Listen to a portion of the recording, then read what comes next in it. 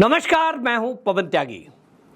उत्तर प्रदेश में योगी आदित्यनाथ जी की सरकार है और वहां भव्य राम जी का मंदिर बना।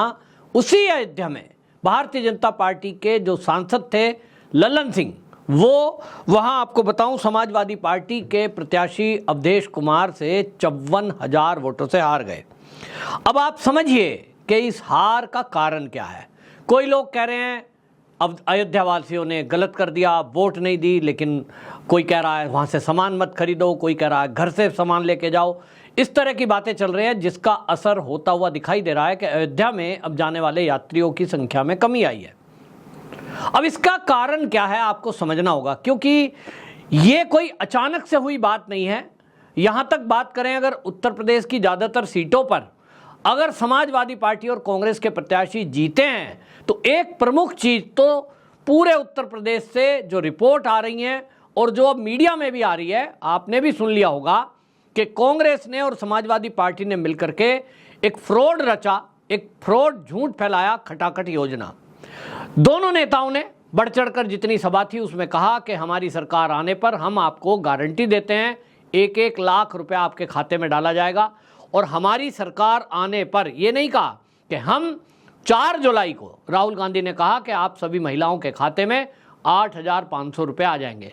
इसी बात को अखिलेश यादव ने दोहराया। तो एक फैक्टर तो ये था कि महिलाओं को लगा कि मोदी जी उनको शौचालय बनाने के लिए पैसा दे रहे हैं, मकान बनाने में दे रहे हैं, अभी इसका नंबर अभी उसका नंबर। लेकिन ये जो जोड़ी है, 2 लड़कों की जोड़ी जिसको कहा जा रहा है अखिलेश यादव और राहुल गांधी, ये तुरंत पैसे देने को कह रहे हैं, सबको पैसे देने को कह रहे हैं और 1 लाख रुपया एक महिला को मिलेगा। लालच लोगों को आ ही जाता है मन में, और वो लालच गरीब लोगों को आवश्यकता भी है उनकी, उनको लगता है कि 1 लाख रुपया आ रहा है। एक बात ललन सिंह को लेकर के नाराजगी थी, ये किसी से छुपा नहीं है।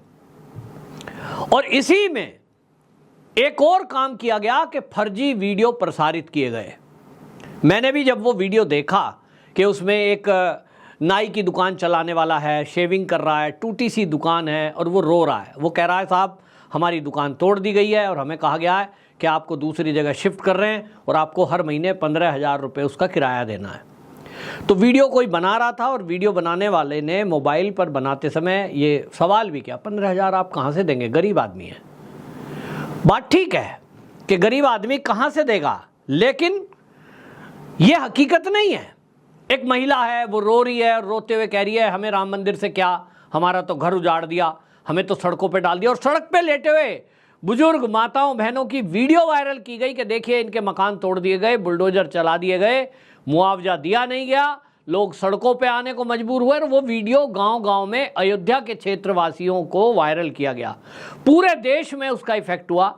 और ये सोची समझी एक रणनीति, एक षड्यंत्र था ताकि पूरे देश में ये नैरेटिव गढ़ा जा सके कि मंदिर बनने से कोई भला नहीं होता है, मंदिर बनने से जो विकास होते हैं उसमें लोगों के घर उजड़ दिए जाते हैं। खास तौर पे भाजपा शासित राज्य में जहां मंदिर और विकास होंगे वहां मुआवजा नहीं मिलेगा, देखो लोगों के घर उजाड़ दिए। तो नैरेटिव के लिए झूठ बोला गया। और जो वीडियो में झूठ फैलाती हुई महिला बोल रही है, वो महिला का सच सामने आया है। उसने कहा ये जो वीडियो था ये तो मुझसे पहले ही पूछ लिया, हमें कहा गया तुम्हारा घर तोड़ा जाएगा। जब कहा गया घर तोड़ा जाएगा तो हमें रोना आ ही गया, तो हमने बोल दिया, लेकिन हमें तो वो जब मकान टूटा उसके पहले मुआवजा मिल गया और हम तो खुश हैं।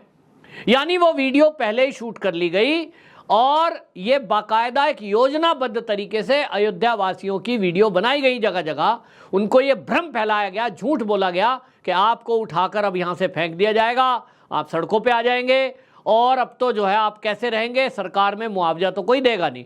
कुछ लोगों ने यह भी फैलाया कि वहाँ प्रशासन शासन जो है रिश्वत मांग रहा है, बिना रिश्वत के किसी को मुआवजा नहीं मिल रहा है। समाजवादी पार्टी ने पूरा षड्यंत्र रचा और इस षड्यंत्र के तहत ये पूरी फेक वीडियो फैलाई गई। अब उनकी पोल पट्टी खुल रही है। जब मीडिया उसकी तहकीकात कर रहा है तो पता ये चला कि वहाँ जो डीएम है उन्होंने उसकी जानकारी दी और पूरी डिटेल उन्होंने दी कि किस तरह से हमने यहाँ मुआवजों का इंतज़ाम किया। उन्होंने कहा कि अयोध्या में जो राम पथ बना, भक्ति पथ बना, उन्होंने पूरे आंकड़े दिए कि 6,616 दुकान वो हमने यहाँ से शिफ्ट की। आंशिक रूप से जो दुकान टूटी, यानी फ्रंट किसी का टूटा, आधा टूटा, तो उसकी छोटी दुकान रह गई, वो थोड़ा पीछे करेगा, उसको दुकान को रिपेयर दोबारा करेगा, किसी की सीढ़ी तोड़ दी गई, उन लोगों को उन्होंने कहा कि हमने हर ऐसे दुकानदार को जिसका कोई फ्रंट थोड़ा बहुत टूटा है, आंशिक रूप से दुकान शिफ्ट करनी पड़ी, 1,30,000 रुपया उनको दिया कि भैया आप टेम्परेरी, मान लीजिए नाई की दुकान का ही मैं उदाहरण दूं जिसका वीडियो बना, उसके पास क्या है, एक शीशा लगा है, एक कुर्सी रखी है और छोटा कुछ सामान है, उसकी वो दुकान टेम्परेरी है, वो दूसरी जगह शिफ्ट करेगा, इसके लिए 1.5 लाख रुपया मिला कि भैया आप दूसरी जगह शिफ्ट करोगे, उतने दिन आपकी कमाई नहीं होगी, कुछ पैसा आपको लगाना पड़ेगा और उसके लिए पैसा मिल रहा है। और वो दुकान है जो अयोध्या प्राधिकरण ने ही अलॉट की थी।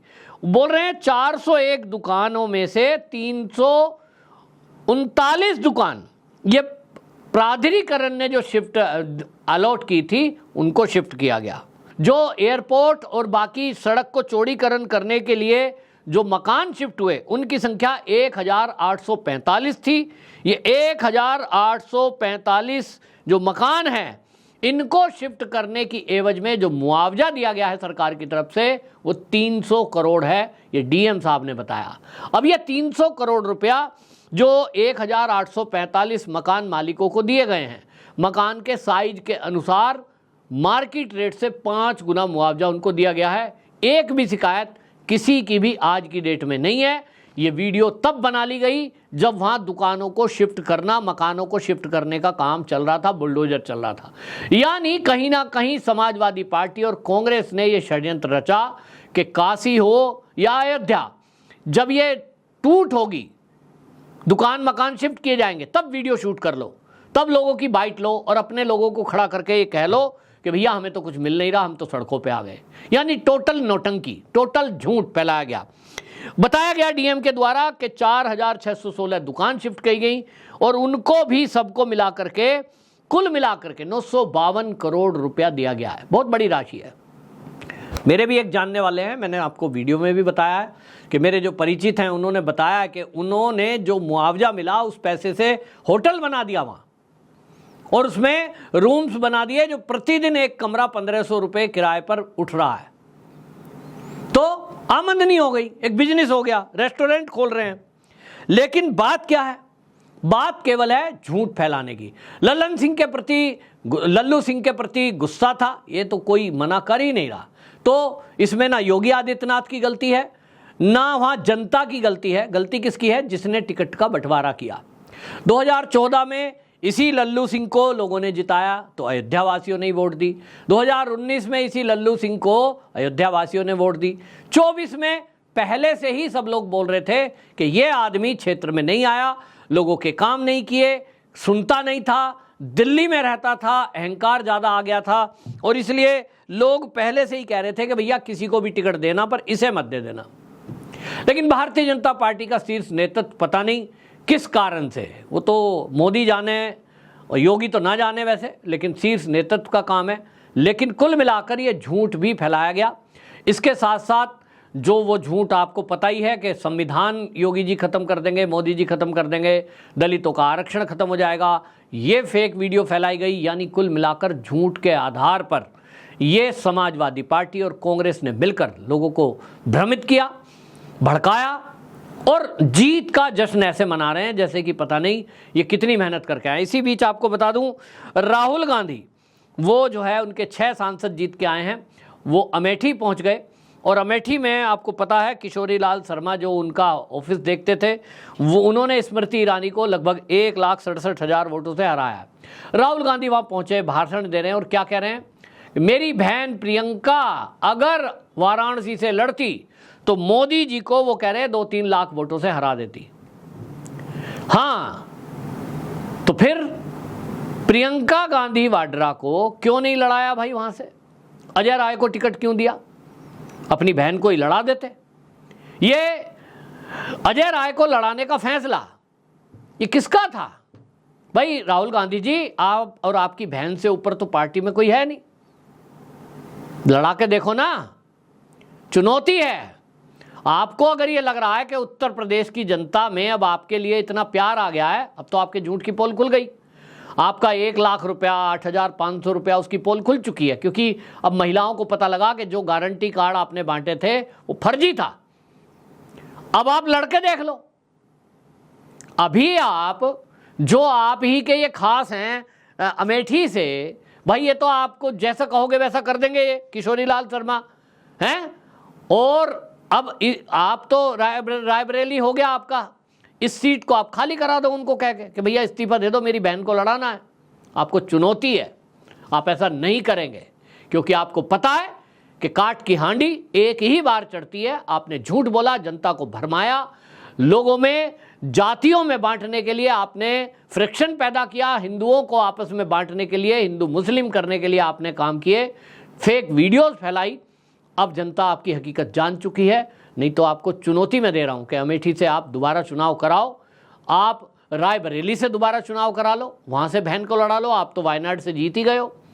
चुनौती है आपको उत्तर प्रदेश की किसी भी सीट से यदि आप जीत जाओ, लेकिन आप ऐसा नहीं करेंगे क्योंकि आपको पता है कि अब आपकी पोल खुल चुकी है।